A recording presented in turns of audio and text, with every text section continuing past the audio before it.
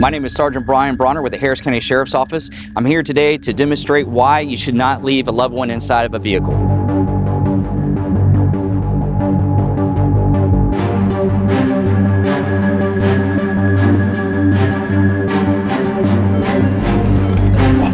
It's hot. Oh, it's hot already.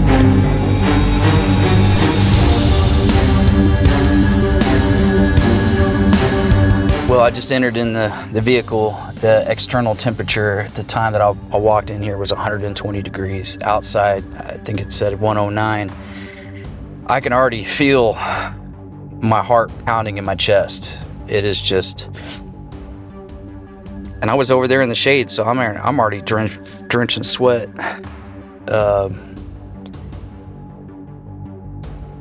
You look around, it's silent inside the vehicle. And as a child sitting in the car seat, I'm sure they're looking out the window for their parents. And panic should already be setting in because this is hot. I even got sweat going in my eye. The air is stale, and so stale that there's no airflow in here. And a lot of times, my lungs are burning right now. It's hard to breathe. I feel like somebody's standing on my chest. I'm wearing my uniform with my vest to almost simulate a child being in a car seat that has a blanket over them. And I could feel my whole body. It is so hot in here. There's tinted windows. I'm sure these tinted windows probably do help with keeping the heat down. But it's unbearable right now. And being strapped into a car seat or being an animal, it's even getting kind of hard to think right now, to form words. I've done this, this will be my 4th time doing the hot car, and it's hard. But I think it's important that there's somebody there to articulate what a child would feel while they're in here. Thinking about it doesn't nobody no good. You got to hear it, and I'm hoping that people hear and check the back seat. If you walk by, you look through a window, you see somebody inside of an unrunning vehicle, tap on the window, see if they're okay. See if they can open the door. If it's a child in the car seat, if they're conscious and breathing, call 911. Have someone call 911 immediately. If the child or person inside the vehicle, it is not responding to you, I'd rather you break the window and get some air in there, and check the vitals of the person inside the vehicle. We can always repair a window. We just can't, time is critical. Time is critical, because by the time you call 911, it takes several minutes for first responders to make the scenes, and most times it's the police officer that makes the scene immediately. And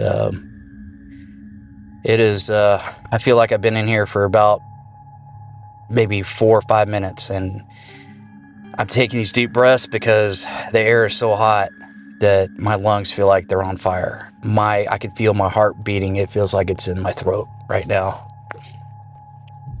They went ahead and pre-staged my IV because I'm losing a lot of fluids. All my arms, you can see it beating up of sweat.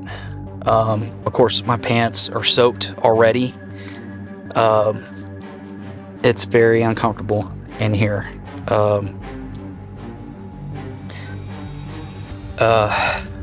There are certain laws that can be filed on an individual that leaves a person inside the vehicle. Child endangerment is one. We don't want to scare anybody that criminal charges will be filed on a parent for leaving their child in a vehicle. But if that's a motivation for people to think twice to check the back seat, okay, let's do that. But we don't want anybody to leave anybody or any animal in a vehicle. We've made scenes of animals that have succumbed to these hot conditions, and also children. It's very hard. The hardest scenes any first responder is making those death scenes of children. It stays with you, and if we can save a life by doing these PSAs and awareness to the community, then so be it. And if I'm the guinea pig of getting sweaty and explaining how it feels in here and the claustrophobic feeling, yeah. My mouth is getting dry. My eyes, I keep blinking and my eyes are just burning, and not just by the sweat. It's just their heat. It's just so unbearable. My hands are shaking. So I'm sure my internals are, I'm no doctor or anything, but I'm sure my internals are sweating too. I don't know how much more I can take. Again, I'm not trying to be a tough guy or anything, but it's just important to show that what it feels like in here. It's not fun. I keep looking over at the key and starting it up and getting some AC going. I also know that there's a door here that I can get out. But imagine what a kid that's strapped into a car seat can't get out. They're trapped.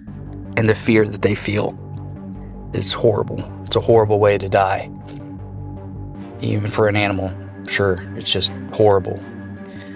But I feel like my lungs has got liquid magma in it. And it is just, I'm gonna get out.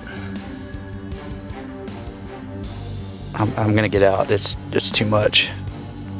Oh man.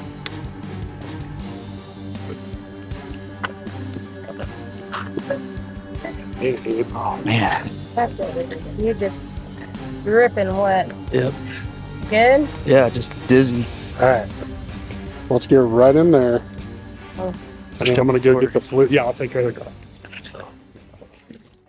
Okay, so after having some time to recover, I got the IV going. I've had a couple of cups of water.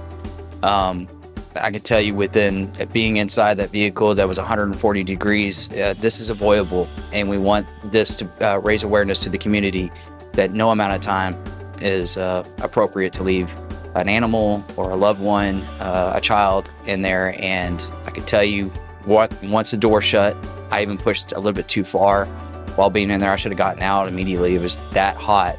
But I stayed in there just to do the talking points and explain what I was feeling. And I was lightheaded. I lost a lot of fluids. I'm still a little bit shaky right now, and I got a headache. And so I'm sure after a few hours of drinking more water and other drinks and this IV, I should be okay.